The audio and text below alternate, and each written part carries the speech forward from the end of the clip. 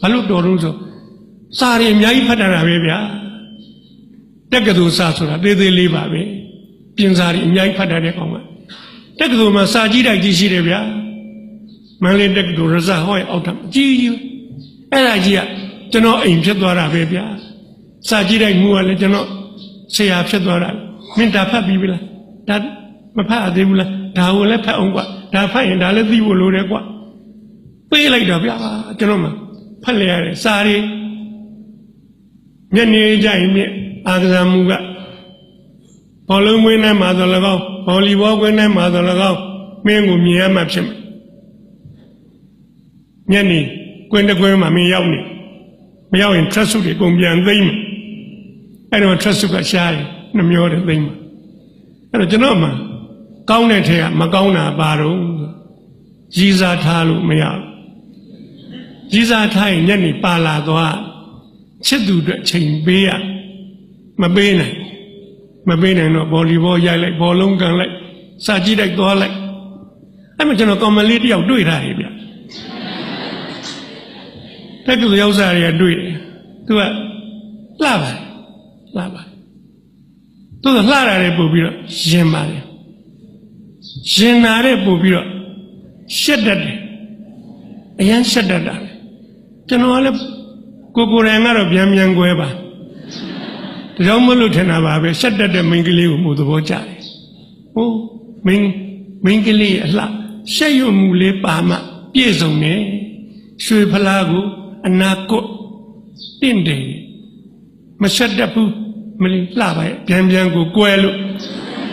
ကြောက်တယ်သူမချစ်ရဲ့အဲ့မိန်းကလေးကရှက်တတ်လိုက်တာဘလောက်မြန်ရှက်တတ်သတုံးလမ်းလျှောက်ရင်စားစုံးနဲ့ညီတယ်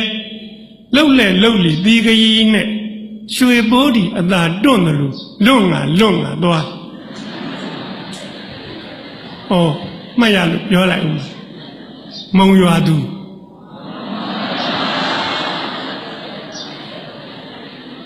သိရှက်တတ်တာပဲအဲ့ဒါလေးကိုသဘောကျဘလောက်ရှက်တတ်တော့တက္ကသိုလ်သက်တမ်းလေးနဲ့မှနှစ်ခါမှောက်လဲတယ်လဲမှာပေါ့သူ class ကူးလို့ရှိရင်စောင့်ကြည့်နေတဲ့ကောင်တွေအများကြီးခုနလိုစာအုပ်ကလေးတွေကျွန်တော်တို့ခက်ကခုလိုအိတ်တွေပါရင်ကျူးရမင်းကလေးတွေစာအုပ်ကလေးလိုပိုက်ပြီးတော့သွားအဲ့ဒါစတိုင်များသိလာတာခုလည်းပြန်ပိုက်ရင်ပိုက်ကြည့်ရအဲ့ဒါကိုစောင့်ကြည့်တော့လာပြီးအများကြီးခြိလန်းမုံကိုကြည့်တော့ကြည်မှန်းသိတော့သူခမညာရှက်တာပေါ့ရှက်တော့သူ့ချောင်းနဲ့သူတိုက်လဲအဲ့လိုလဲတယ်ကြားတိုင်းကျွန်တော်ကစိတ်မကောင်းတနာကိုယ်နဲ့လည်းဘာမှမဆိုင်ပါဘူးဒုတိယနေ့ကျတော့ကျွန်တော်ဘောလုံးကန်ရင်းနဲ့ဒူးပြုတ်သွားပါလေအရွတ်ကွဲထွက်သွားပြန်ကု45ရက်ပြည့်ဗော်လီဘောပြန်ရိုက်ထပ်ကွဲသွားဆေးုံပြန်ရောက်ဆံဝကုတတိယချိန်ပြန်ကွဲတော့ဆံဝပြောတယ်နောက်တစ်ခါလာရင်ဒူးကောင်းဖြတ်ပြင်းမယ်ကျွန်တော်မကစားတော့ပါဘူးဘောလုံးလက်ရွေးစင်ဗော်လီဘောလက်ရွေးစင်အော်တိုပြုတ်သွားဟိုးဆိုးတဲ့အကောင်းကဟန်ကြပြန်ပြီကြီးစားထားလို့ရပြီကျွန်တော်မင်းကလေးနဲ့တွဲတဲ့ကောင်မလေးတွေကိုမေးသူ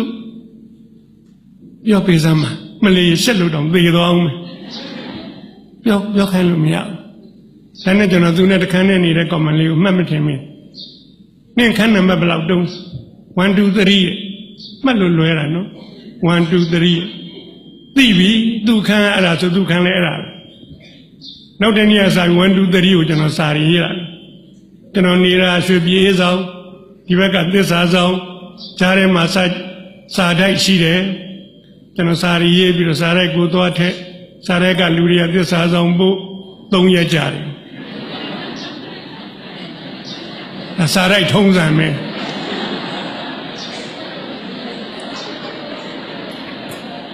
လမ်းခေါ်ရင်ကြားတယ်ကျွန်တော်စောင့်ရတယ်တစ်ပတ်ပြည့်ကျွန်တော်တို့စာဝေပုံကအခန်းတကားကနေအောက်ကိုထိုးပစ်ခဲ့တယ်ကျွန်တော်တို့ကျောင်းဆင်းလို့သွားရင်တကားဖွင့်လိုက်တာနဲ့ဝေထားတဲ့စာတွေတက်နင်းတာပဲ ကျွန်တော်တကားဖွင့်သေးသေးချာချာကြည့်သူ့စာကလေးများထိုးထည့်ထားမလားလို့မတော်တဆတက်နေပြီတစ်သက်လုံးဝန်းနေရအနုစိတ်တယ်နော်အနုစိတ်မလာပါဘူး6ဆောင်ကြတော့တနည်းအဲ့လိုတကားကိုရိုးသေးဖွင့်တွေးပြီဟာကြည့်လိုက်တယ်ဟုတ်လောက်တယ်ဘာလို့လဲတစ်စိတ်တုံးကတက်ကစိုးတူတက်ကစိုးထူထားတယ်သူပဲပျော်လိုက်တာဗျာဝန်သာအာရဖောက်ဖက်တချောင်းနဲ့ပဲအရေးအတွက်ကိစ္စမရှိပါဘူးအရေးချင်းရေးကြည့်ပါကြည့်လိုက်တယ်လုံးဝမဖြစ်နိုင်ပါဘူးရှင်ဩရုံးစာရေးတာကြလို့လုံးဝပါသေးမဖြစ်နိုင်ပါဘူးရှင်ဆိုတော်ရောပေါ့ကျွန်တော်အဲ့တော့လက်ကလူလူရေးချုံမြဘယ်လျှော့မလဲထက်ရေး